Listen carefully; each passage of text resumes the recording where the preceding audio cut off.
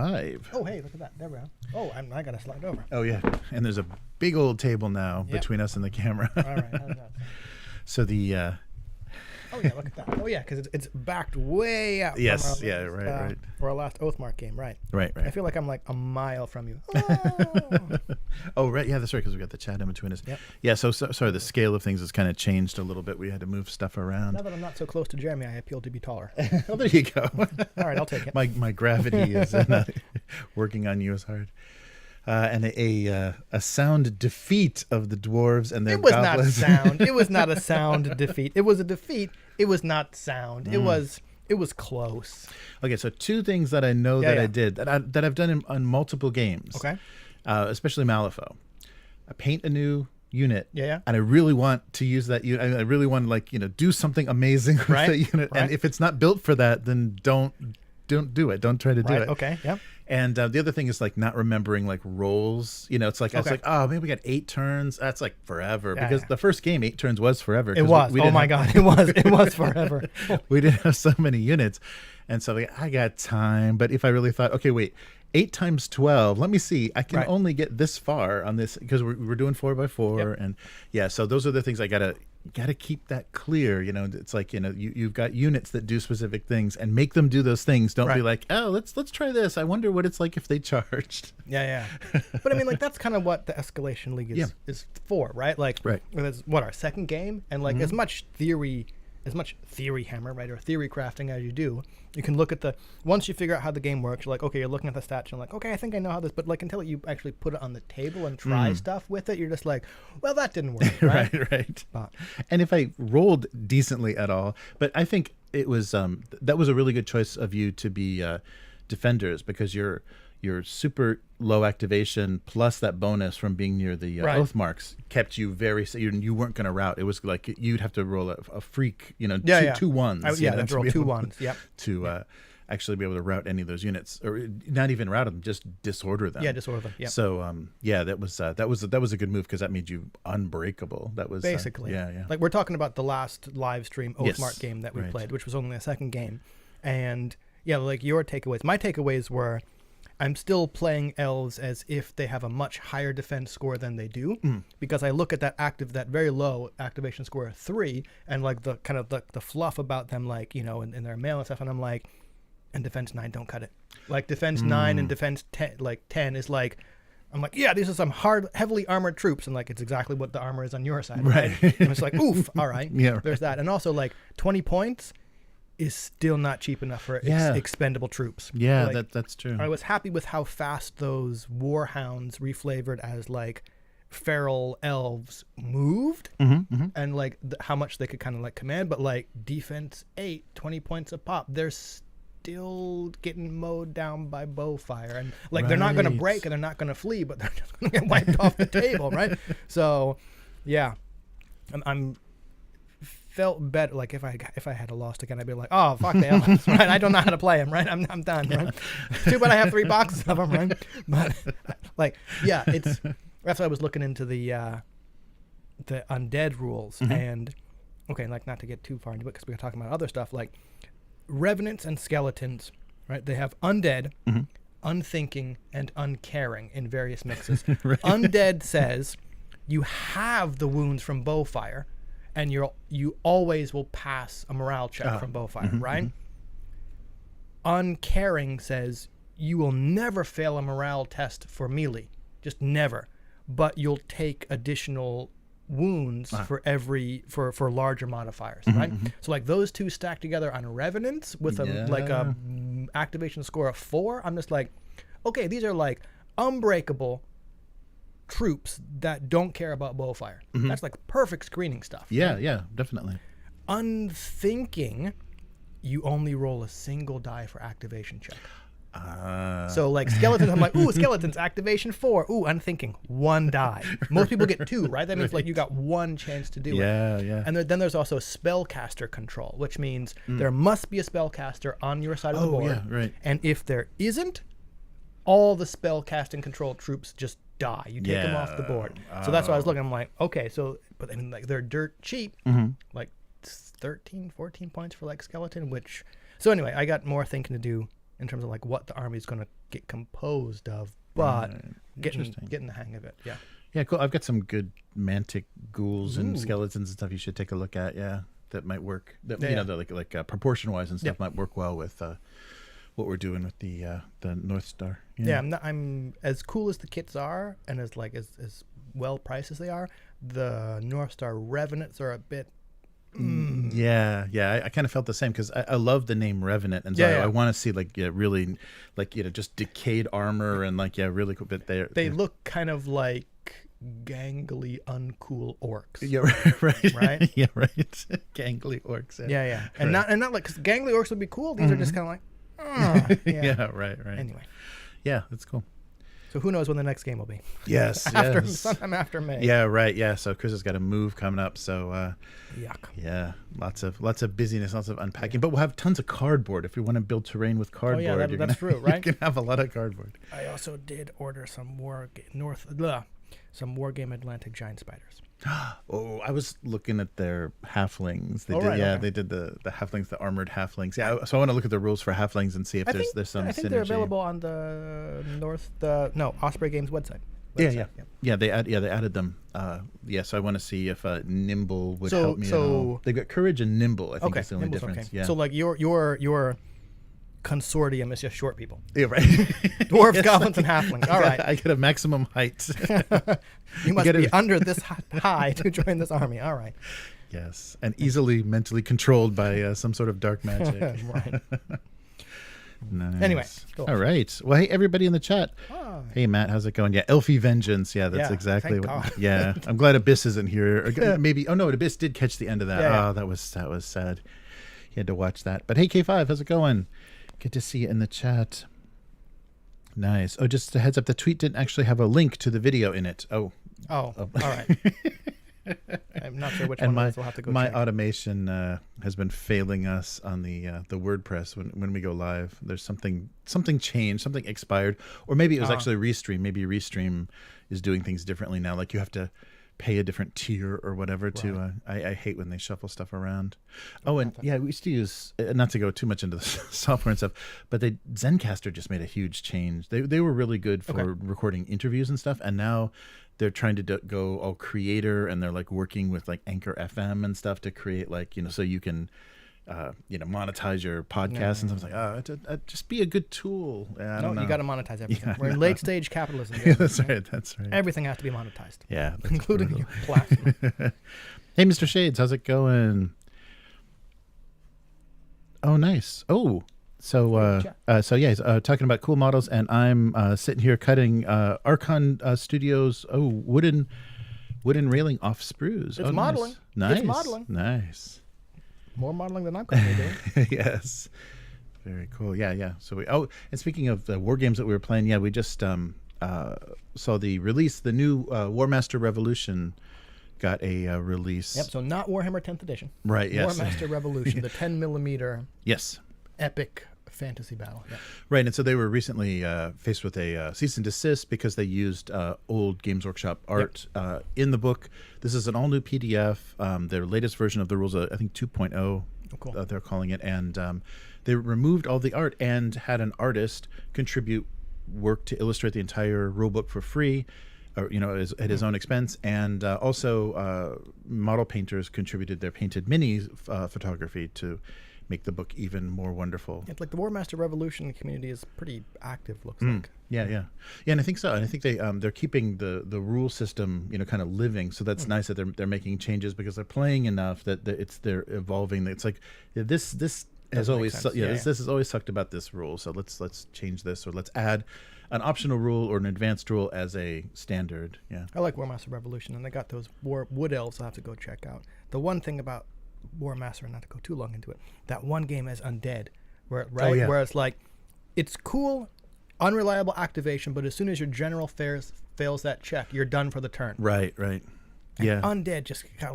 like they don't do anything on their own, so it's just like, I felt like there were like 3 or 4 turns where I'm like, whoop, failed it on the first one. Yeah, your turn now. Whoop, failed it again. Right. I'm just sitting here getting like massacred because my troops won't do anything. Right. Yeah, that's the one thing that they did add that I think was an advanced or an optional rule into this new rule set is a failed activation still gives you a half pace movement. Okay, there's at least something. Yeah, There's yeah, at least something. So kind of like what we were doing, like Oathmark has yeah. that. Yeah, so you at least get a simple action. Yep, you can do something. It's not all of what you wanted, but you're not just sitting there with your thumb up your butt going, "Why am I here?" Right. Yes. So that's good. Yeah. So maybe we'll work some more War Master into the rotation. Yeah. Smaller boards. That's what I'm looking at. Yeah. Smaller boards, small armies. Yep. There's also more 10mm stuff we're looking at, right? Oh yes. Yeah. I will let everyone know as soon as we receive a package. But yeah, there's some more 10mm Cryptic message. Yes. Cryptic. Yes. Yeah. I can't wait. All right. So yes, get ready for this week. Okay. Nice. Oh. Matt ordered a ship for Frontier Space and Stargrave. Ooh, nice. A ship for a Stargrave. I imagine something huge. Oh, yeah. That's nice. Kind of a cross between Serenity and the Avatar gunships. Ooh, has a detached floor plan inside. Oh, or detailed floor plan inside. That's really cool. Wow, very cool. I'm jealous of the space I imagine you haven't. Yeah, right. Yeah, don't think about the size of the American houses at this point. There's a reason we go to 10mm. Yeah, right. Yeah, we would do 5 if we could. 2.5 would probably be perfect. Have you seen 3mm stuff? No. Is it? It's literally just like dots. I Right. think. But like you can get like huge armies of it, and I'm like, yeah, that's right. I can't start another one. But that 3mm stuff is looking pretty cool. There might be whatever the next Warhammer event is. There might be a secret, or not a secret, but they're expecting an announcement of a re-release of Epic. Oh, Yeah, so we might see some. Was that 10? Yeah, we might see some 10. It was, but I mean, like as soon as you get to like the Titans, you're like, you might as well be playing just like normal, right? Yeah, so we might see some, and it's Horse Heresy too. So that's cool. So obviously that means they just have to double. They don't have to print as many models. It's just all Space Marines. Yeah. So that's very cool though. If that returns, because I'm sure there's already STLs all over for it. But all right, well, very cool. All right, we'll get started for this week.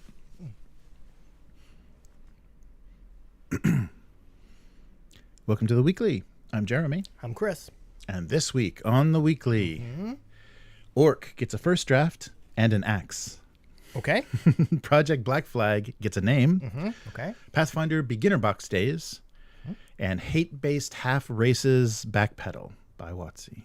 Okay. Okay. I just like the alliteration. I don't know if it's going to make any sense. All right.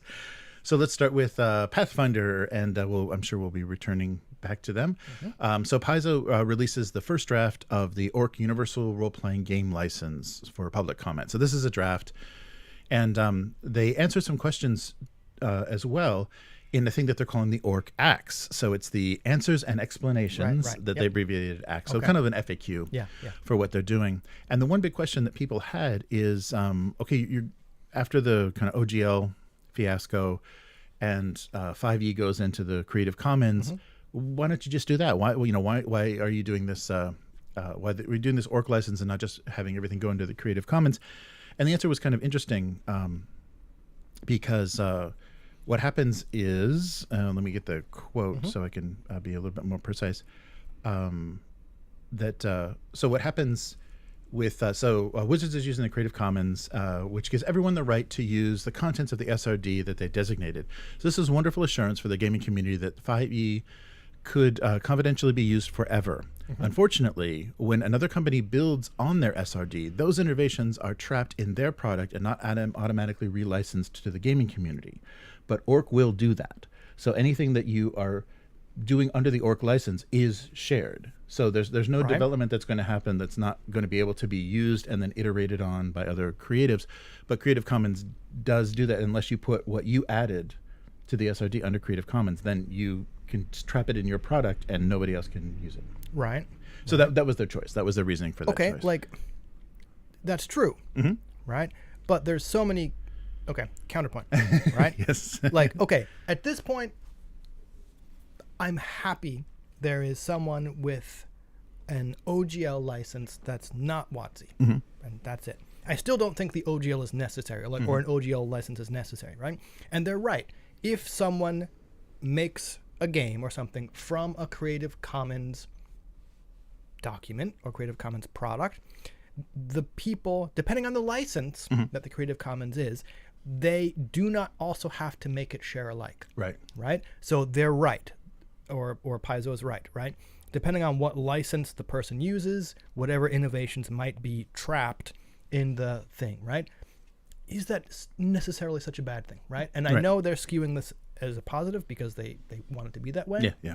It's like, okay, the OGL, right? Use our thing, and whatever people feed into it, other people will be able to use. And isn't that great? We're building community. And it's like, yeah, okay. But I'm sure there's also something in the OGL or that ORC that kind of says, and it's also kind of ours. Yeah. Like I'm gonna have to go and look, right? But basically, the whole thing about we've talked ad nauseum about this, right? But the whole thing about like an OGL is like we own this IP, we own this game, we're granting you permission to use it, and here's a reasonable thing saying we won't sue your ass into oblivion for using stuff that looks like our IP, right?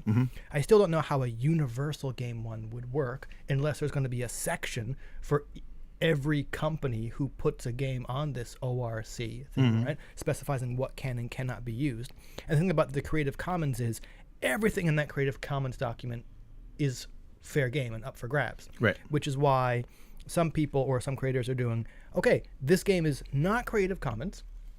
However, here's a setting stripped out SRD document that allows you to make them that is Creative Commons, and that's how you protect your IP or something you don't want to share with Creative Commons. It's more work. You got to make a second document, but whatever. So. Yeah, so I think though, because this is going to be handled by a neutral, a neutral. So to be honest, I'd forgotten that. So fair point. Yeah. So their quote is, "The whole point of ORC is giving the gaming community comfort, confidence, and certainty. So it is our community. It gives our community a license that is not reliant on any one company. So this is how we create what is an open source community and refers to a virtuous cycle of evolving our games to be the best that they can be." So, and the first inclusion, even though this is still a draft, we've already gotten the first publication of a game system under ORC, the basic roleplay, Chaosium's basic roleplay, just got a kind of a revision that kind of tuned it to and took the OGL out and put ORC in its place. Even though it's still a draft, and they're kind of saying it's based on whatever the final version is, but it sounds like they have confidence about what the final version is if Chaosium's going to put up basic roleplay on it. So this kind of replaces their big gold book as far as that. This is what you would use to build for. It's kind of like, I think it's just called the engine, the basic roleplay engine. Okay. So that's the first entry under ORC, and so that already means that people like big publishers that are already committed to the ORC are honoring that commitment. So we're all. I can't think of any swords raised, something. Axes raised. I don't know. Right. I still think this is kind of, like I said, I'm glad someone else has something that competes with WotC. Because at this point, I'll even say play a different, like I said on Twitter, play a different game. Even Pathfinder will count at this point, in my opinion. It's about the same thing, right? Just something to break that giant monopoly, right? I still don't think an OGL is necessary, right? I think people are using it because it's what they've used for the past 10 years, right? And they're just kind of used to, and I'm not saying simple or easy is bad, right? So I'm not trying to be derogatory. Here's something I can just copy and paste into my book, and I know that I'm kind of legally safe, right? Rather than having to possibly do some research and go look through Creative Commons and stuff. So I don't blame people for using it. I don't think it's necessary. Yeah, that's interesting. That's a good point. Something else that I saw that was that stuck out is in the ORC, they're also saying this is not just limited to tabletop RPGs. So under the ORC, you can add board games, card games, war games, and even digital creations. So things like video games and virtual reality can also be included under ORC. So they've kind of extended to like what might possibly be happening, on tabletop and in VTTs and things. Right. But I think that's... Again, I think that allows you, I don't know what the trade dress for Pathfinder looks like, but I imagine that would allow you to make a VTT or a Twitch overlay that was real close to the Pathfinder trade dress kind of thing, right? Because you're playing Pathfinder and that you'd probably be protected, right? Like, that's the idea of an OGL.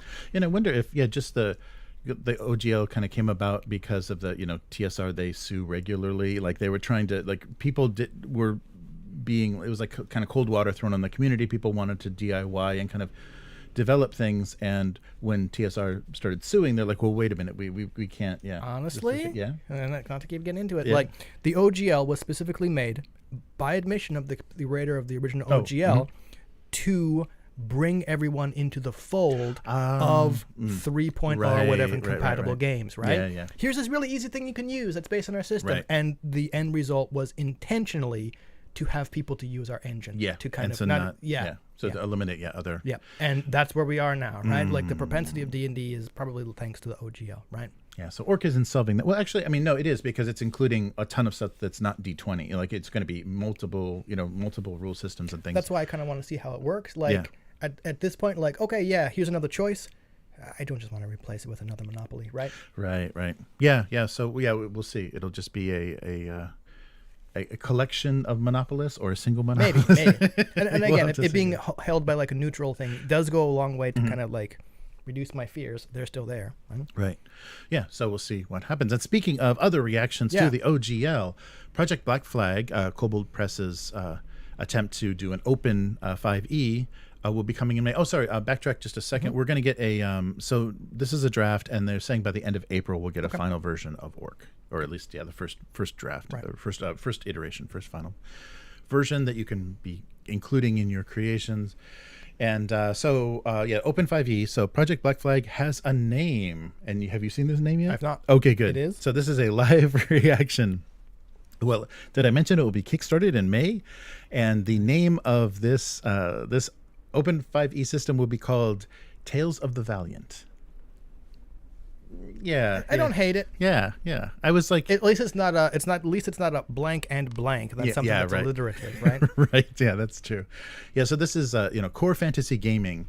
So basically their edition of 5th edition, and they've already been releasing playtest packets. We've talked about how people are kind of a little vicious in the comments over this, but so it will.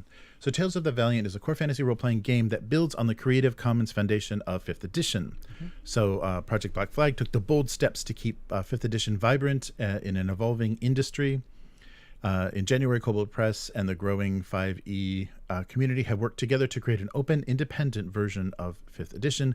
Today we reveal the name of that edition, which we just heard. Right. So they'll be kickstarting this in May, and we're going to get a player's guide and a monster vault. Okay. So and they're trying to assure you that this is more than just the 5th edition SRD, repackaged with a funny name. That they're actually playtesting and going through and kind of creating like this what they think is their perfect version of 5th edition. Have they mentioned what license this will be under? Presumably Orc. Okay. Yes, yeah. So I think that they were one of the publishers that committed. So everyone, we haven't seen it yet, but I think everyone is assuming Orc because they were on the list of. Right. Well, I was just wondering because, what Paizo said with Orc, and what I said about Creative Commons, right? Sorry, like Kobold Press releasing, I forget the name already. Tales of the Valiant. Tales of the Valiant, right? They even though they are using Creative Commons material to produce this game, they are under no obligation to also release their game under Creative Commons, and they have not, or we don't know yet, right? I'd be surprised if they do, because then that would allow anyone to just kind of do the same thing, right? Right. So, yeah, but I think under Orc, you basically have the right to go at it. I mean, we'll have to see what exactly the terms are, but yeah. But I think the OGL and possibly Orc allow you to say, apart from these narrative descriptions, or apart from like place names, whatever, Name, anything that's kind of IP, you don't get. Right. Unless we specifically allow you to, right? And then maybe you can only sell it in certain places. I don't know. Yeah, right. Yeah, so this is yet another iteration that it will join the likes of Level Up's A5E and Cubicle 7's C7D20. Yep, C7D20. So every kind of D20 you want. So you're gonna have to figure out what your favorite D20 system is. No, I'm not. If there was, it would probably be Modifius's 2D20. Oh yeah, right. There you go. That's a good one. All right. Well, according to some people, it's not, but I enjoy 2D20. And back to Pathfinder. Yeah. So, and this was interesting. This is something that was kind of put together by the community. So it's nice to see how kind of enthusiastic and taking advantage of an opportunity the Pathfinder community is.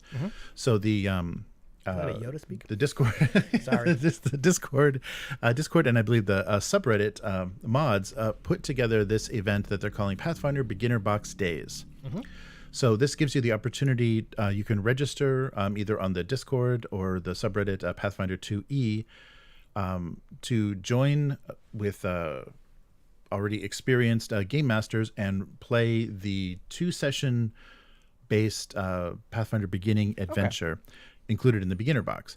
So basically just kind of connecting you with people that are actively supporting this, and they're promoting it to run on Fantasy Grounds, Roll20, or the Deluxe Foundry VTT module. Right. So it's and also you can also receive a free PDF of the beginner box when you sign up. Oh yeah, that's pretty good. The website, yeah. So it's good. They're getting, and so basically they explain that this is just going to set you up to learn the basic gameplay, just like beginner boxes do. Just kind of walk you through stuff and let you know, like, you know, what exactly is different about 2E and what you'd experience. And so it's Menace Under the Otari is the 2-session adventure. Okay. So you'll get combat, exploration, skills, and even puzzles. Right. So this, if you've been curious about Pathfinder and wanted to try it, and especially if you've played first edition and curious what they did with 2E, this beginner box will kind of step you through what's going on. So this event takes place April 22nd to the 30th. You can register up until the 17th, so we got a few more days. Right.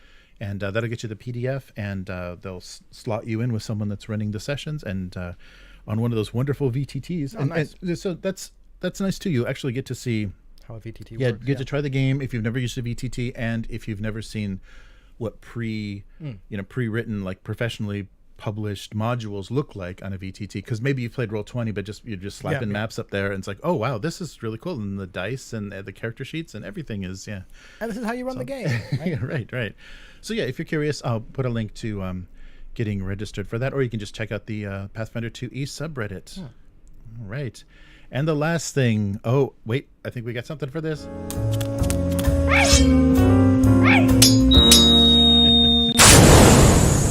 Not the best. Oh, we're back. We must be talking about the world's no longer greatest role-playing game. So Dungeons & Dragons clarifies half-elves and mixed parentages in 1D&D, which is no longer called 1D&D. Did you see that? No, I didn't. Somebody posted on Twitter. Yeah, it's just 5e. This is 5e, the 2024 revision. So I don't think we mentioned that last week. All right. Yeah, so somebody kind of spilled the beans on Twitter. Oh, and one thing I wanted, while we're talking about D&D, the summit, the Creators Summit. Right. So I was calling it, Shillfest and being facetious, because I knew, and everybody knew, that was WotC's intent. Right. Is bring people in and say, look at these laminated bookmarks we're giving you. How many more Funko Pops do you want? Right, yeah, exactly. Whatever stupid swag they were going to give you and stupid access they were going to promise you.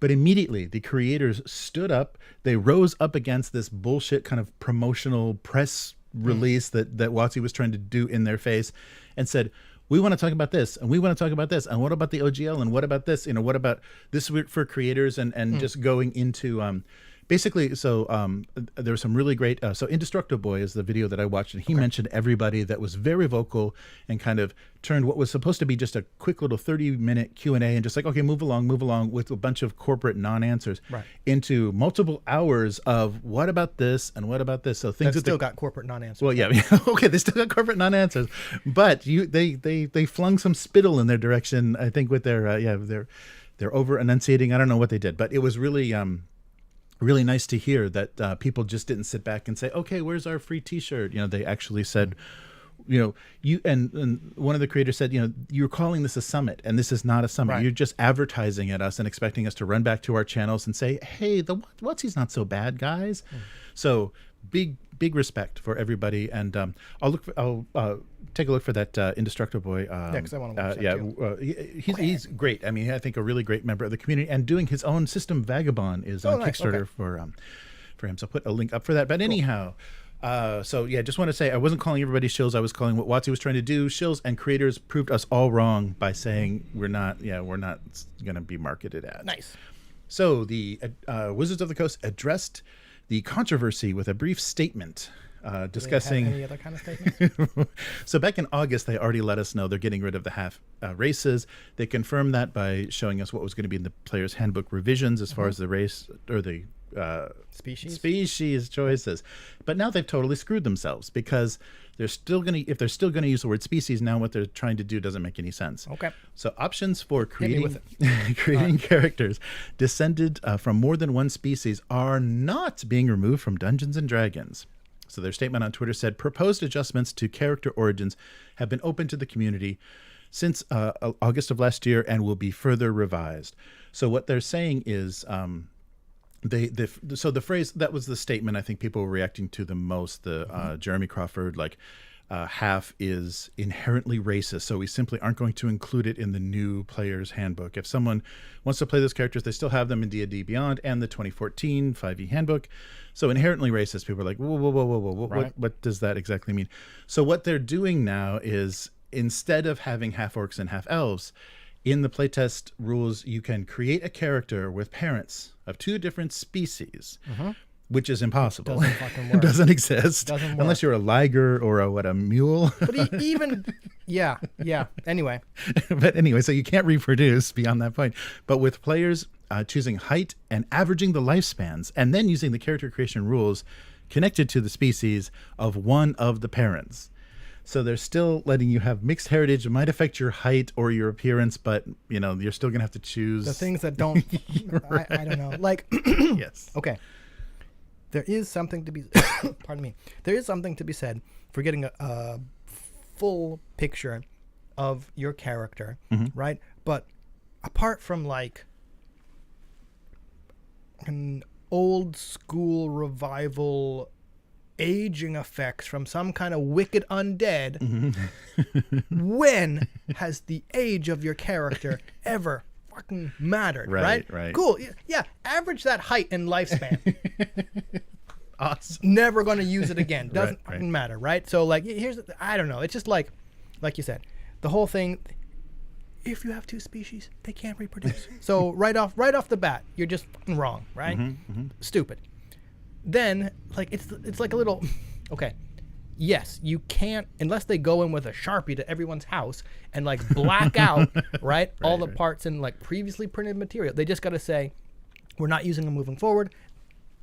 Do whatever you want at home. They still exist, right? But we're not going to support them anymore. But then like to walk, I don't know.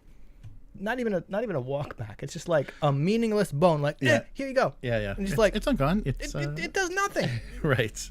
Yeah, so it's weird. They're going to have to give up on species unless they're just going to say, well, yeah, you can be half East Coast and a South Coast human, or you can be, mountain dwarf and valley dwarf half, it doesn't. So you're mountain and valley. So you're just like a flatland dwarf. I don't know. Dwarf. I couldn't think of the word, right? Plains. There you go. Yes.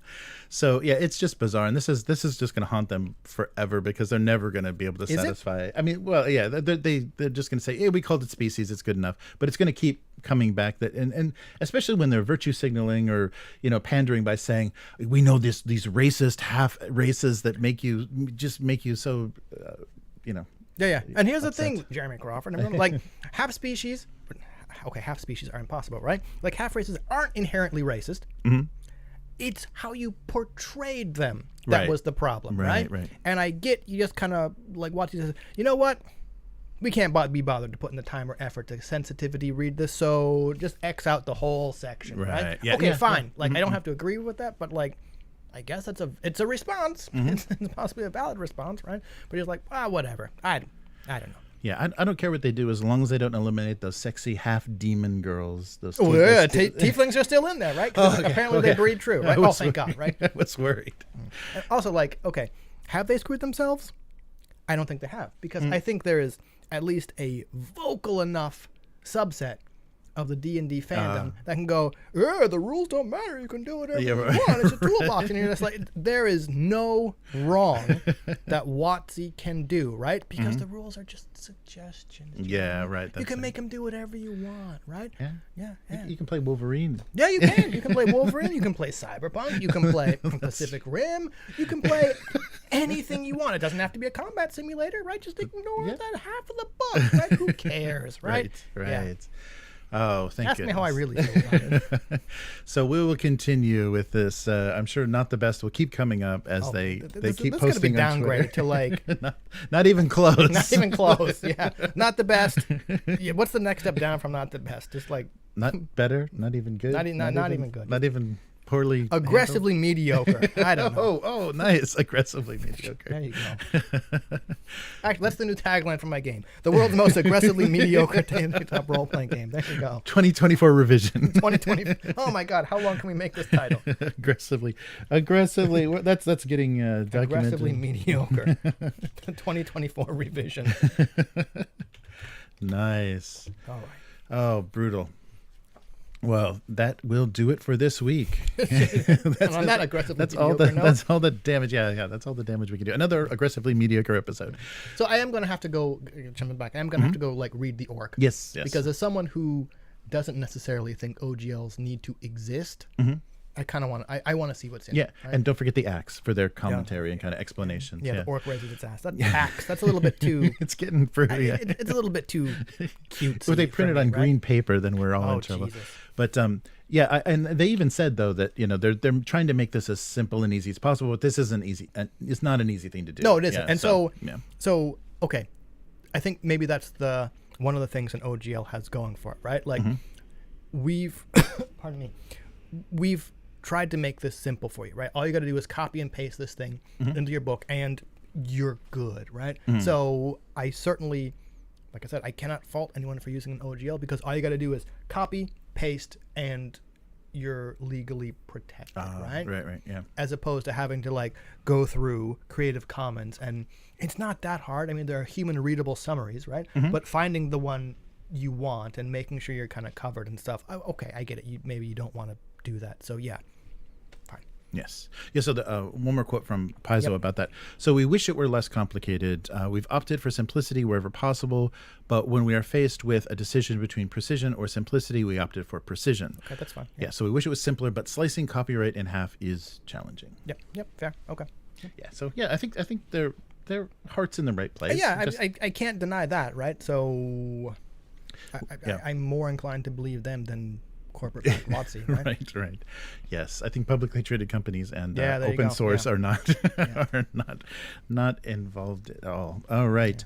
So where can people find you? On Twitter, as always. It's Hivemind, HYVEMYND, where every third tweet on my feed is a fucking crypto ad. So until that site just burns down. Oh, man. Okay, that's a bit of an exaggeration, but it feels that way. There's a right? few SpaceX ads in there, right? Oh, Jesus Christ. Right. Nice. Anyway, cool. So, how about you? Oh, yes. And I yesterday, as a matter of fact, I nice. did my live stream for Abuse Cartoons. So Abuse Cartoons on YouTube and Twitch.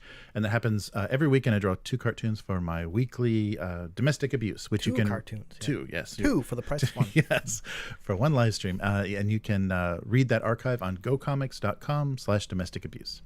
And if you want to support what we're doing here on the weekly, more D&D rants. Yes, more D&D rants. Or alternatively, more Oathmark live streams. Yes, more live streams of Oathmark. Please visit upturntable.com.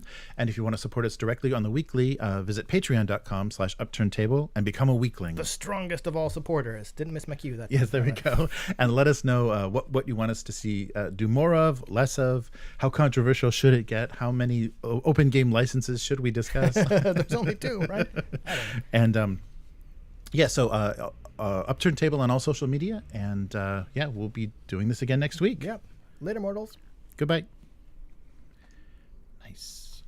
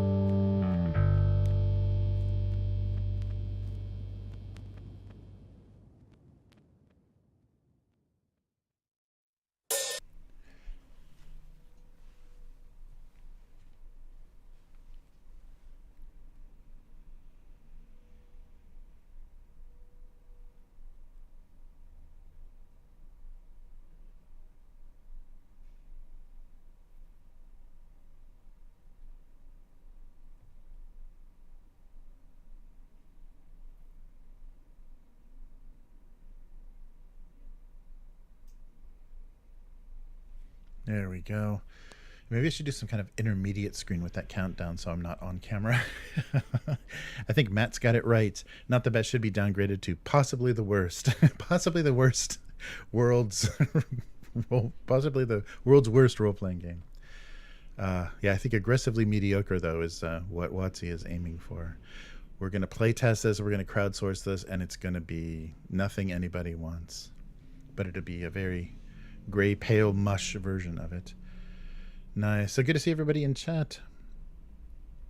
Mr. Shades, Matt, and K5. Nice. Yes, the bumper. Yeah, I'm trying to get as much use, since we keep talking about WotC and D&D. Got to get as much use as possible. So, of course, we've turned that upside down. If anybody's watching earlier live streams, they're like, wait, you were using that when you weren't talking about D&D. But they've already proven themselves to not be the best. It's a self-defeating, self-fulfilling prophecy of defeat. That's really cool. Matt, you ordered the ship that can be used for both your Stargrave and Frontier Space. Very cool. Yeah, and definitely, I would definitely highly recommend the Black Company novels. Those are great.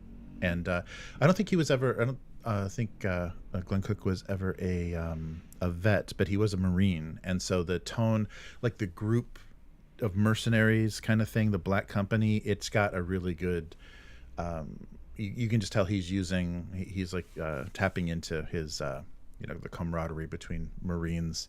It's got a different tone than a lot of other fantasy, and I think it works well. And plus, it's weird fantasy, like I was saying, like flying carpets and stuff, like the witchcraft and stuff, and the dwarf type characters. Yeah, it's good stuff. Nice. Matt saying, I don't really understand why Chaosium is going to put BRP under the orc, other than the stat line in the game is very different mechanically from the 2d20 based games. Yeah. So I wonder if that was just a commitment, because I think I haven't read, like Chris, I haven't read enough of orc, but I think it's just a way to kind of keep stuff out there and let people, like Chris was saying, OGL was working to keep everybody using 3.0, D&D 3.0, their D20. And this may just be a way to make sure all options are open. You want to play, the D100, D20 systems. There's going to be a lot of systems under this. So, yeah, we'll see. We'll see what this actually does. Tales of the Valiant. Yeah, definitely a little underwhelming. Yeah, I was like, okay. And it's so, that's one of those really tough things, because if this is supposed to live on, because Black Flag, it suggests punk, it suggests LA punk bands, but it also had a bit of there's an interesting identity to that. It's a little generic, yeah, Tales of the Valiant, but it's not flavoring it in the completely wrong direction. But you'd almost think, I don't know, I'm picturing too many like knights in armor, but we'll see. I was saying, do WotC execs get whiplash from all the all their bootleg reverses they keep doing? Yeah. It's weird. They're everything is just a draft. It's just temporary, just placeholder. One D&D, no, not one D&D. We'll take that back. Yeah, I think somebody had the brilliant idea to put everything under this one D&D, all you ever need kind of thing. And now they're already they have a logo. So maybe they did have a D&D Next logo. Yeah, I can't remember, but it seems like they had their cute little square, logo that would fit in the corner of everything, everything they produced, and now they're walking away from that and so they're walking away from one D&D to make an unsatisfying, this is just more 5e. Is it 5.5? No. But that's what everyone's going to call it. Like, you can't control, if you're not going to name something, you can't control what people are going to call it. And if people hate it, you can't control what names, how they're going to deride it, the nickname that they're going to use. So, that's got to be ridiculous. Half city dwarf, half arboreal nomad dwarf. Yes. So that's suburb dwarf, right? That's a bedroom community dwarf. Yes. So not the best. Definitely downgraded. Possibly the worst. Aggressively mediocre. Seems like he wrote some PI books too. I think so. Yeah, because he. That's right. I've only read his Black Company stuff, but I know so he left the Marines, like they said, like a month before they deployed to Vietnam, because he was in the 60s to the early 70s, and right before his unit deployed, he just coincidentally left, and then wrote while he was finishing college. Became a writer. But I haven't read anything but the Black Company books. But I love those characters, and it's just like once you get attached to those characters, you're going to want to read everything he wrote about them, because they're really fun. There's really good interaction between all the members of the Black Company. I don't know if they've ever done a satisfying like setting book or something for that world. It's interesting. It's an interesting take on dark fantasy. I don't know. It's not grim dark or anything, but it's just a different kind of I guess a kind of grimier take, because you're following around a band of mercenaries in a war between kingdoms, and so they're seeing everything. They're seeing a lot of the corruption and kind of mishandling of everything, but there's still like these icons of purity, or these figures that are kind of honored. So yeah, it's interesting. But let me know. I'm really curious if it kind of fits your taste, if you like, and so his writing style and stuff. It feels a little different from regular fantasy, and so for some people I think that's good, and other people are like, no, I want I want flowery, or I need more adjectives or whatever. But we'll see how it's going. Yeah. So sorry, the Chris is going to be tied up with signing contracts and moving large amounts of money and stuff to get moved. So there's no chance to do the weekly tomorrow. So we did it a little early and a little late. So we're early and late at the same time. So thanks for hanging in there, Matt. Appreciate. I'm sure Miguel and Abyss are completely confused about where did they go. But I'm glad we're getting on a schedule though with the weekly, so that there's always the same same participants in chat and stuff. So sorry that that won't happen tomorrow, but we'll be back on track next week. Hopefully. I'm not 100%. I can't promise that I'll be here, but we'll see how things shake out with Chris, and lots of cardboard. So we'll see how that goes. Nice. So very good. So so we've got Savayson on Friday night, North American time. So we've got the next, the first session of our next mystery. So that should be good, and some expansion to do on a certain headquarters, a certain castle. Nice, all the good stuff. Yeah, but that's been really fun. I'm liking. I think I'm starting to get like. I like how the structure of the mysteries are, the pre-written ones, like the published ones from Free League, and so once we play a couple more of these, I definitely want to try my hand at doing something original. So that'll give us some new Vaesen to discover. So yeah, very cool. I hope to keep our normal schedule for a while. It's been really, really fun. Yeah, so I've been editing the Dragonbane, the quick start, the actual play that we did, and it's really fun. I mean, I want to get so many sessions ahead that I can just spend my retirement listening to our old role play sessions, because it's really fun. You guys do such great stuff with characters, and that's the thing that I admire both about Matt and Will in as their player characters in sessions. They have a real, like they'll take an approach and kind of make decisions about their character, and then they'll play through that and let the characters clash and do the kind of things that would happen as those characters. It takes me so long to figure out, like, oh, who am I playing? What do I want this character to be? Like, I don't ever, as a player, ever have a really clear idea, so the characters immediately, because unless I grab some really goofy cliche or something that's actually not going to be that interesting, I haven't like gotten a clear image yet, and so the character ends up a little milquetoast or kind of mediocre for a while until I'm like, oh, okay, this is what I want them to be doing. And a lot of that gets informed by, kind of what happens in the role play and stuff. But I just don't think I come with like a clear enough idea in a session 0 or character creation that I can then like jump right into stuff. But yeah, Matt and Will are really great at doing that. Really, really fun to run. And so any compliments I've ever gotten about the game mastering for these guys, it's literally me just holding on. It's literally just me reading box text and telling them what dice to roll and holding on, because it's really fun. Yeah, it's no skill involved. Good stuff.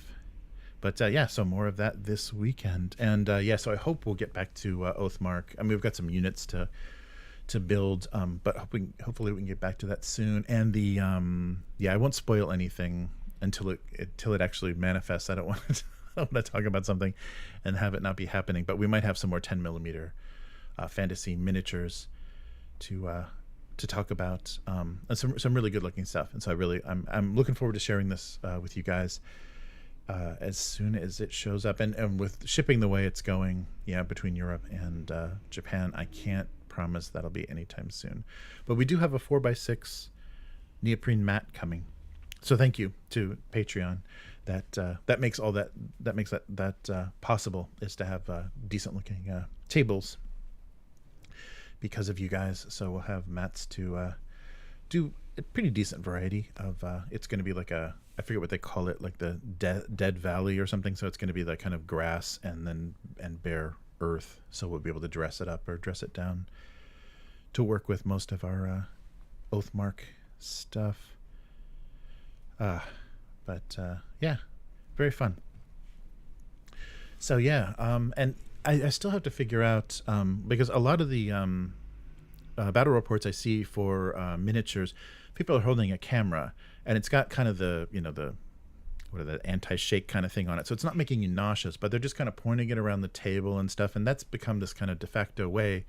But I really like a fixed camera, and then that also helps us be able to focus more on playing. We can actually be playing the game instead of just worrying about how we're photographing the game. But I can't, other than what we had, that kind of like isometric security cam angle, I can't find a good way to get high enough. I mean, we just don't have, I would need like another meter, I think, on ceiling height to get something high enough so I can get a whole 4x6 table on the camera. So there may be a lens or something that I can put on the video camera, like a wider angle lens, but that might then distort stuff. So I don't know. I'll still play with that. I mean, we've got a little bit of time before the next one, but I want to get it recorded as well as possible. So when it's at isometric, though, things are kind of far away and kind of close up. So it works well because we're not tripping over anything, because the camera is basically on top of a bookshelf in the corner, like a security camera. So we're not tripping over any cables or anything. But at the same time, yeah, I don't know if the photographing it. That's not a bad idea. Yes, have 3 cameras. Like, have like one on the table. The one, that's not a bad idea. Because I think I could set it up so, like, I've got a little stream deck, so I could just sit. If I'm gonna mostly be sitting, then I can just kind of flip between stuff. That might work well, and just always have like a dice cam in the corner, but then flip angles. Yeah, I need to play, I think, maybe do a little bit more sophisticated combination of scenes. But that's true. I could do multiple cameras and then just kind of rotate between them. That's not a bad idea. Top down, one on your side and one on Chris's side. That's not a bad idea. Hey, Agent Carolina, how's it going? Yeah, so we're a day early and a couple hours late, all at the same time, or about an hour. Yeah, hour and a half late. But yeah, good to see you. So sorry. Glad you got the notification. Sorry to catch everybody off guard at a weird time. But yeah, we're just talking about the best way to record miniature war games. But yeah, I think that's not a bad idea, because I really liked when we did the Chronopia, we had a camera, just kind of like literally on the table, so you get this like model's eye view, street level, I guess you would call it, of when the models are confronting each other. But that's another thing to update, though, to kind of keep that focused on the main action or whoever's fighting. So yeah, I guess we just need a full camera crew, and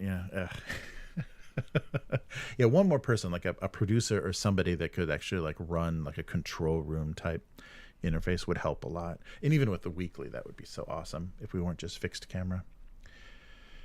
Jump to graphics and stuff eventually. Nice. Oh, good. Oh, I'm glad you caught us. And yeah, so we're early because Chris is going to be tied up for a little bit. Hopefully not more than a week, but yeah, we'll be back to do some more weekly. Yeah. So what has been going on?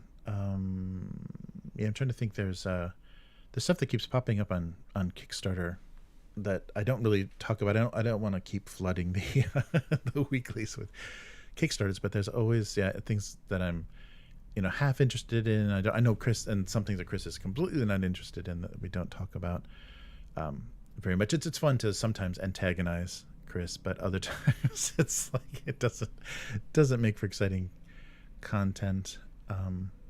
But yeah, so we will keep at stuff. I'm trying to. There was something that I was just thinking about. Yeah, so I pledged the when we talked about the Gangs of Rome. I really liked that system. I watched, and they've revised it, but I watched a playthrough of their original rules, and I really liked that system.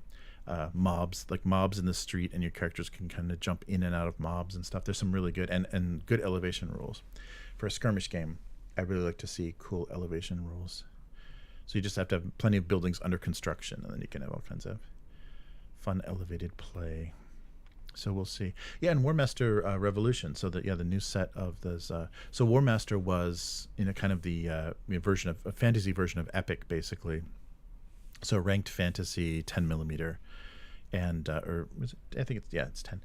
And we printed. There's a bunch of people that support it. The community is pretty lively. So the fan-based one, the fan-created one, is War Master Revolution. The original by Games Workshop was just Revolution by not Revolution, War Master by Rick Priestley, and yeah, that's basically what it was. Is kind of a little bit of refined and meant to be kind of as massive battle as possible. Like the cover art was just this valley, was just this it's solid ranked troops just cascading down the this mountainside. So it's supposed to be as massive as possible to create that. So it's all the basic fantasy races in the Warhammer fantasy universe, and so they have all the rules and army lists, and they've kind of standardized a lot of stuff that was optional or advanced rules is all kind of built in.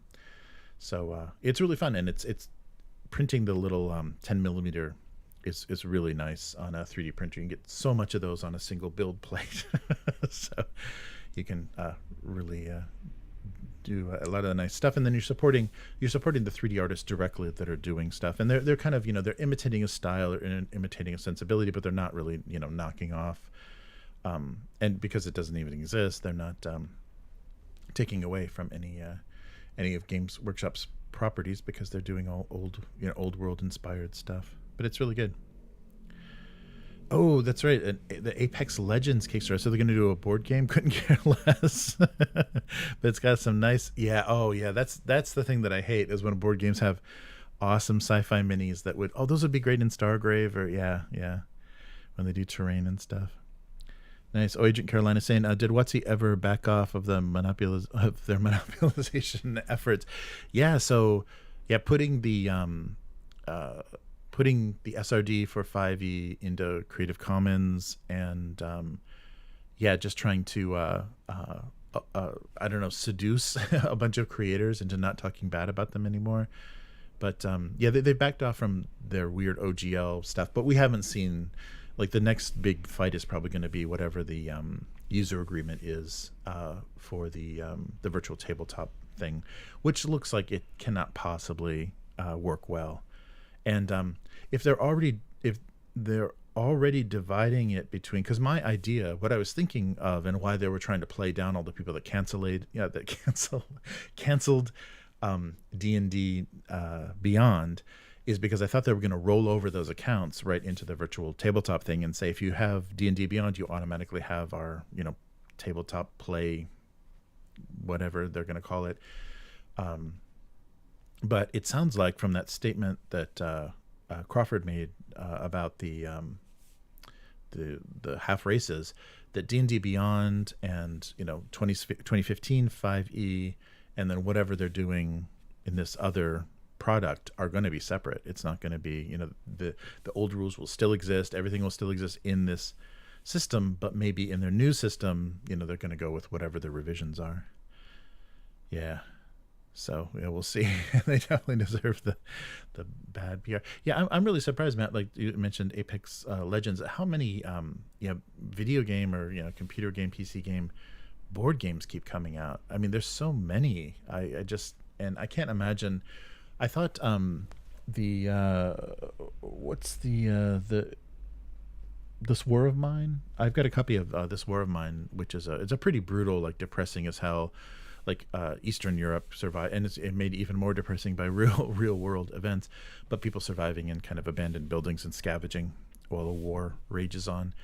I thought the mechanics for that game recreated the kind of the simulation that the PC game was doing pretty well, and I love the miniatures for like doing like crazy survival post-apocalyptic stuff. I thought those were really interesting, but I don't know. It's a real trick to make a board game that has the feel but still plays well, and when things are cooperative and there's no like hidden agendas or anything that's going to pit people against each other or give them a reason to kind of shake things up, cooperative games get a little bit tricky as far as whoever's got the most experience with it just becomes the shot caller and they just tell everybody what to do or get offended when people make wrong decisions. So yeah, I'm not sure. Yeah, I really thought they did a nice job with it. Yeah, and it's I think that's one of the few, because it doesn't have complicated combat mechanics or anything. So it's basically just kind of zone control and resource management, which is interesting. Nice, but yeah, that's true. That setting is more and more depressing though. The further into this prolonged Ukraine conflict that we go. Yeah, so it's weird. It's weird that they're doing, and I think it's I think Dark Souls was pretty successful, so they keep everything that's Dark Souls like or dark fantasy. They keep, because that's Steamforged. That's right, Steamforged Games. I think he's doing most of the. Had to getting close and read that logo. Is doing a lot of those video game to board game. So yeah, and those are things that they have to be crowdfunded because there's way too much upfront. So I don't know. Yeah, I don't know, and I'm not excited about command stuff anymore. They used to really like the possibilities of what to do with all their fantasy miniatures, just like the Monolith or Mythic games. Yeah. Oh no, Monolith. Yeah, Monolith games, Conan stuff. Like I've got to run some Conan because we've got tons of Conan miniatures. But yeah, I don't know. Oh, and sorry. The dungeon guys are coming back. That's Dungeon Saga. That's what they're doing. Mantic is doing a Dungeon Saga Advanced, and fool me once, won't get fooled again. What is that? What was that great George W. Bush quote?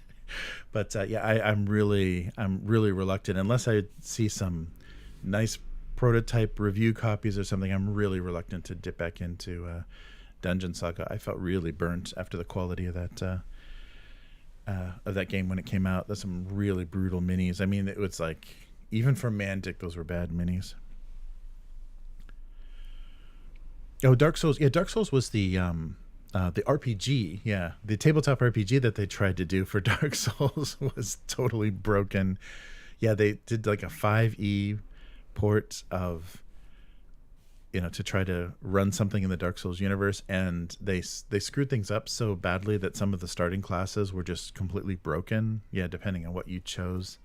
Yeah, it sounded, but yeah, there was a bit of a fiasco, and they did that weird thing. So the rules weren't tested very well and were broken, and if you wanted to get the rules early, you had to buy their like special collector's edition, which was like $100 and some book to even see the rules. And then they released that, or they took pre-orders on that book, and then people said, yeah, your rules are broken. We've gotten our copies, and the rules are broken, and so then they had to reprint all of those expensive books with the rules fixes. Yeah, that was crazy. Oh, nice. Oh, thanks, Agent Caroline. Appreciate that. Yeah, it's fun talking on WotC. We'll see if they ever figure out what they're doing. Yeah, but the Dark Souls TTRPG was a mess, and I think that was Monolith. I think they had not Monolith. What I keep saying, Steamforged. That was Steamforged, and I think previous to that, their only tabletop experience was those. I forget what they called them, but that series of like miniature heavy, kind of little adventures they were doing for 5e. They did some. They had a word for it, for this like style of game, which was just they give you a little battle mat and a bunch of miniatures that you can then put your characters in, and but that was their only experience with tabletop stuff. So yeah, they really got in over their heads maybe, but I haven't heard. I never heard an update about if the rule fixes actually made the game playable or not. I just, after they kind of tried to, get everyone's money by, trying to capitalize on the popularity of Dark Souls just to get people to pre-order a faux leather edition of it. I got very uninterested. Nice.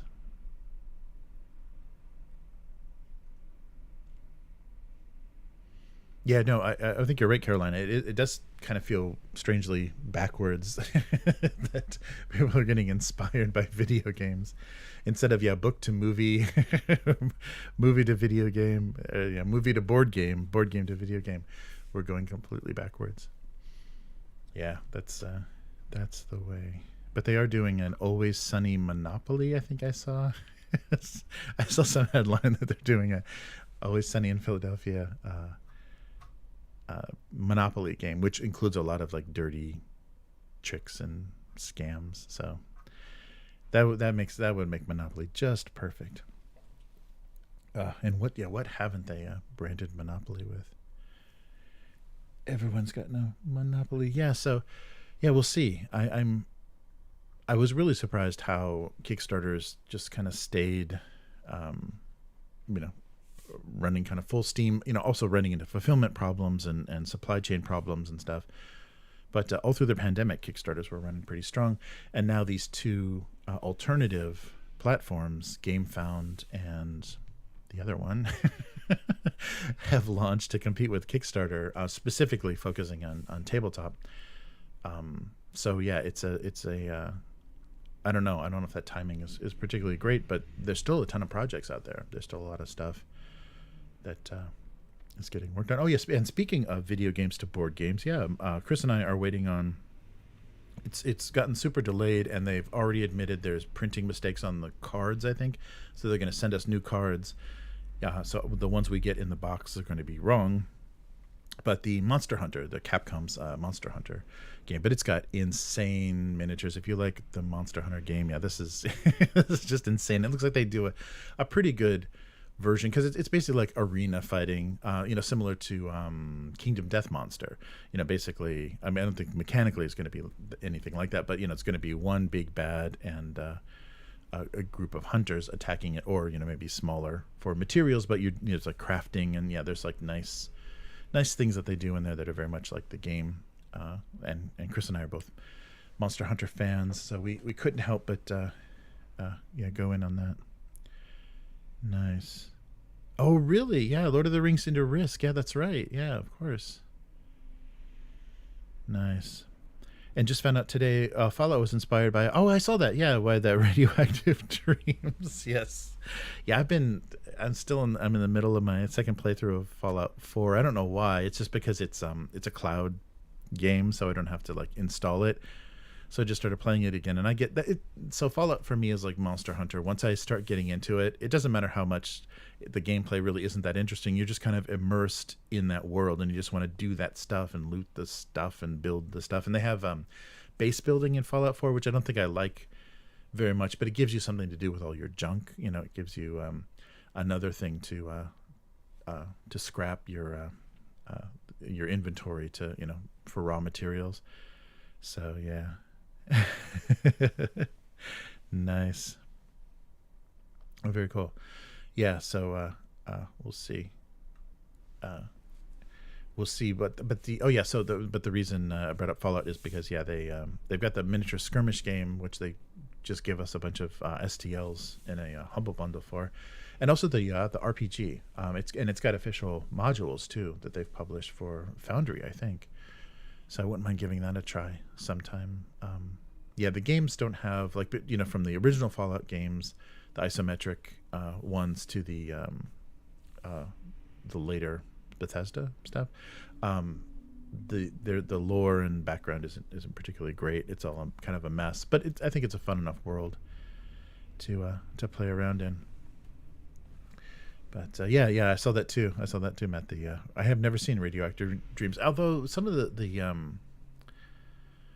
still frames looked familiar. I wonder if it's just one of those ones that's like floating around on YouTube because nobody like wants to defend the copyright for it. So yeah, I'll have to see that, see if it's any good.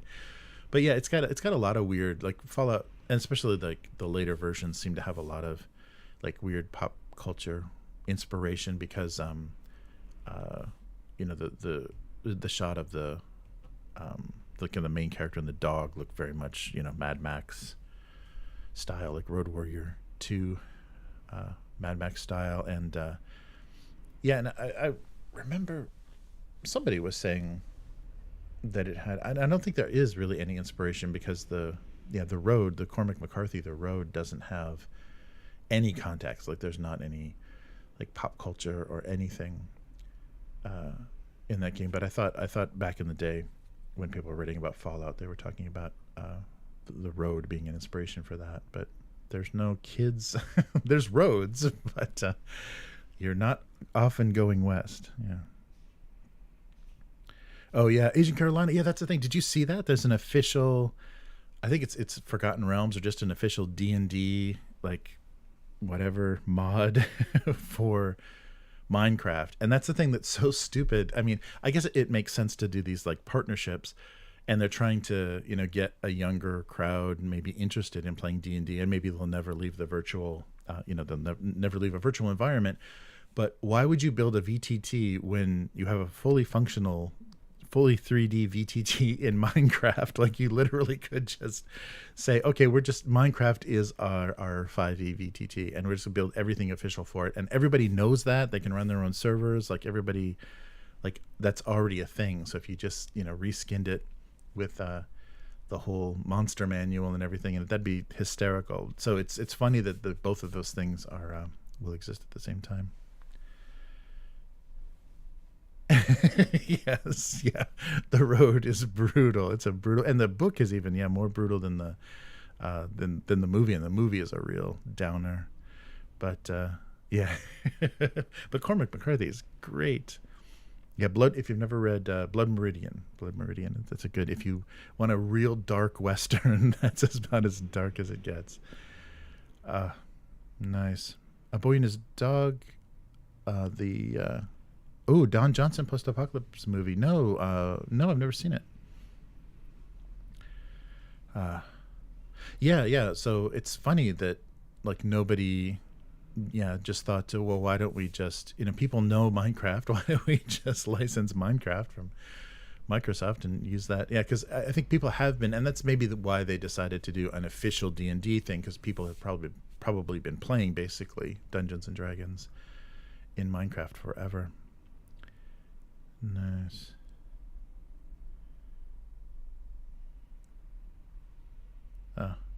Oh, it's very bad.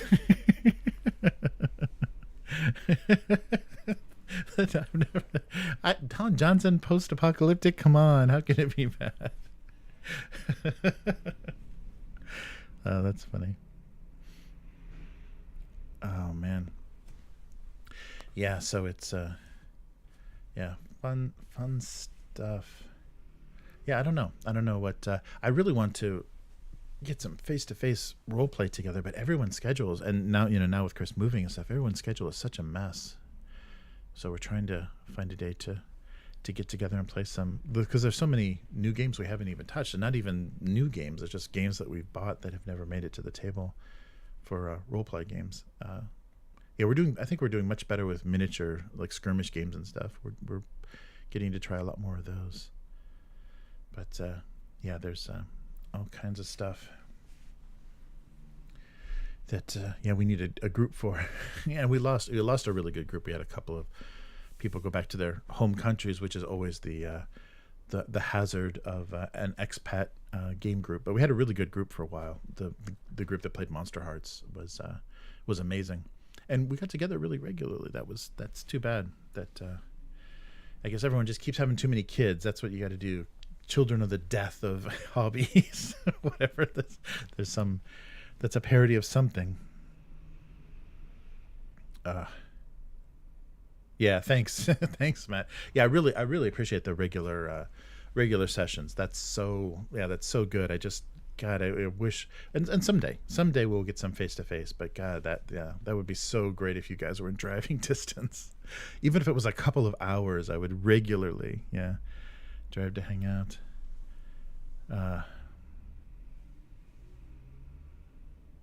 Yeah, I can understand. Yeah, definitely anti-D, and they're just trying to take advantage. And they probably could negotiate a pretty cheap license because Microsoft saw it as probably bringing more players in. But yeah, D&D Minecraft is definitely, because it was its own thing, and I really liked how Minecraft, just the actual game that they built in Minecraft, had a weird its own kind of discovery and stuff. I think it's a really cool idea. And and survival mechanics and stuff. That was always, from the very early part of that, the concept for Minecraft was always, I always thought that was so interesting. And it was in the very early days of like PC survival games, and then you've gotten so many iterations since then where you're just like naked with a rock, bashing each other's brains out. But I really liked what they did with Minecraft. A telepathic dog and lots of cannibals. Oh man. Don Johnson. So, telepathic dog, cannibals, and Don Johnson. Wow, that's brutal. Yeah, I feel the same way. Agent Carolina. I like Don Johnson bothers me so much that I can't even like look at his daughter and not see Don Johnson. That's the Dakota. Is that her name? Yeah, the 50 Shades of Grey. I can't even all I see is Don Johnson, doing BDSM. I can't see anything else. Yeah, that's too bad when you get a little bit of dad face going.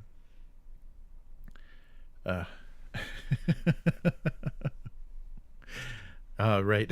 Yes, Agent Caroline is not going to make the drive to Japan. You guys. Yeah, it's that's funny. I definitely want to check out that. What they were citing as the Fallout inspiration. Yeah, radioactive dreams. I'm sure it's annoying as hell, but yeah, we'll see.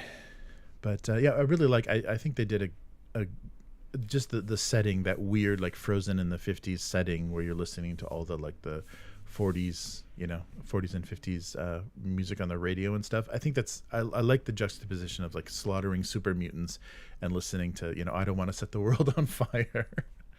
I think that kind of stuff is that weird juxtaposition, that counter. That opposition is very fun. And don't need that image. All right, we'll move away from Don Johnson. Oh man. But yeah. Crazy. Yeah, so keep you updated. I've got some unboxing, some stuff that arrived, and I want to do a flip through for you guys of the Terminator, because there's the T2 Day of Judgment, or Judgment Day Kickstarter running now, so I should do a flip through of that of the Nightfall Games Terminator thing. I think it's interesting because it's the first setting is just the first movie and the Dark Horse comics. So yeah, I want to show that off a little bit. They did a pretty good job with it. Yeah, you're right. Yeah, that it does seem like Mystery Science Theater or Riff Tracks. Yeah, and that's the thing that's heartbreaking. So I was trying to figure out like what's wrong with the new Mystery Science Theater. So I watched a bunch of the and somebody did a good explanation video on YouTube about it. But if you watch any Riff Tracks or you listen to any Riff Tracks riffs, they still have that whole tone, the sharpness of the writing and everything. So their movie riffs are still good, and they can do like contemporary movies. They can do Dune and like just released movies and still be funny about it. It doesn't have to be a bad sci-fi B movie. But the new Mystery Science Theater is terrible. And watching, I think there was a behind the scenes. I think this was the kind of explanation video, but it's come up a couple of different times. And Mike Nelson talks about in the writing process, you've watched that movie so many times, you hate that movie, but you got to keep going through it and polishing the riffs, and so that they're really sharp and really funny. And I think like time-wise or production-wise or whatever, this new Mystery Science Theater that's all LA-based, ICB, UCB, UCB graduates and stuff. The reason their stuff sucks is because they don't polish it, and they just think they're funny, and they're just like aping this style that they don't even quite understand. They're kind of fans of, but they don't get it. And so if you're, it's just, brutal. So the, I really, if you like old Mystery Science Theater, definitely stick with Riff Tracks and avoid new NU MST3K. It's not good at all. Yeah, I think you're right, though. Actually, Alien Code was a surprisingly good script movie and doesn't come together until the end. Oh, interesting. And Joel has checked out. Yeah, did you see how bad he treated? Oh no, I didn't. Was this on social media or something? Yeah, that sucks. That really sucks. And yeah, it's obvious the camps that kind of broke off. Oh, that's brutal. Yeah, Riff Tracks, that's great. They still have they still get people involved, and Amy Jo and Mike's wife are still involved. Bridget are still involved in stuff, and yeah, they just are still really good comedy writers. Oh no, yeah, that sucks. I don't know what happened to Joel Hodgson, but he spent too much time in that Southern California sun. That really sucks. And Trace Beaulieu and Frank Conniff have been trying to do. They did that podcast for a long time, where they did like movie reviews and stuff. But now they're going to, or they've been doing like live events. So they're also doing riff stuff. They're doing riffing. They're doing Mystery Science Theater stuff. I think it's just called like the Mads Are Back or whatever, because they're the original, not the original, but the everyone's favorite Dr. Forster and TV's Frank. So when they started the new Mystery Science Theater, he didn't invite them, didn't credit them, and created characters to replace them. Oh, that's yeah. I don't even know what that touring, whatever that thing that's touring as Mystery Science Theater with the young girl and obviously all the new robots and stuff and whatever that is, and they're kind of clumping that together with whatever the Kickstarter Mystery Science Theater is. That sucks. Yeah, so I guess that's why they did their own thing. I guess why the Mads Are Back. Yeah, did their own thing. Yeah. It's just I think the Riff Track guys are just good writers, and everybody involved, because it's a big group that writes for them. But they're just great. Yeah, great writers. Agent Carolina's eating. Don't type with your mouth full. Yeah, so touching on it, but original Mystery Science, not the KTMA, but the original Comedy Central Mystery Science Theater. That's some great stuff. Yeah, back when Joel was humble. Yeah, that's brutal. But and the Mike, I never, always didn't like the Mike episodes because I was sad that Joel left. But now, in the long run, it proves that Mike actually.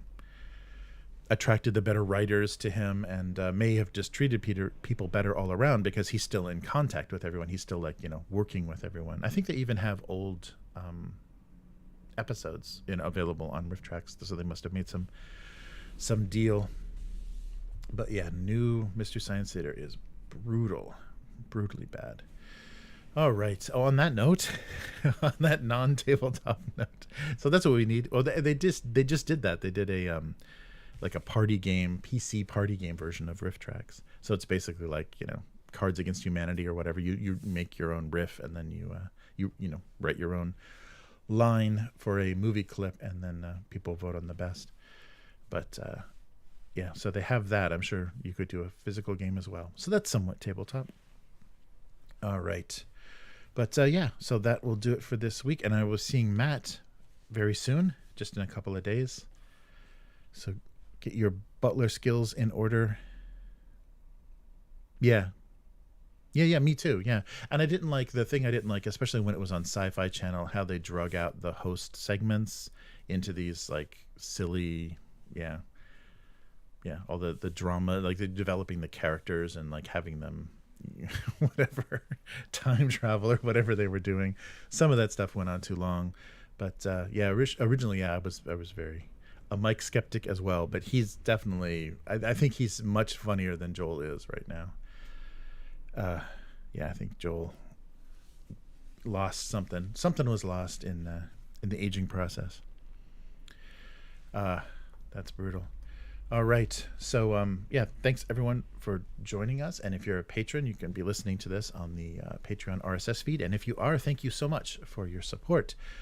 And there'll be some, if we get a little bit of in action, because Chris is busy, I'll get some unboxings and things on the channel. So we'll get more going on. And we've got some more units to get together for Oathmark. I still got to figure out how to patch those goblins and make them more playable.